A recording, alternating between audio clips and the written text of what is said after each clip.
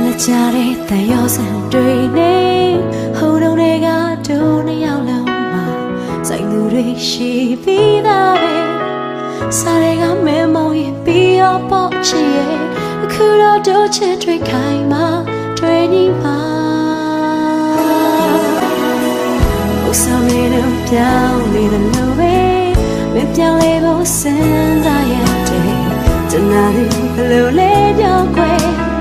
ဖြည်းဖြည်းနဲ့ဝေးရမှာစိုးထိတ်မိတယ်နောက်ဆုံးဖို့ခဲတော့မှ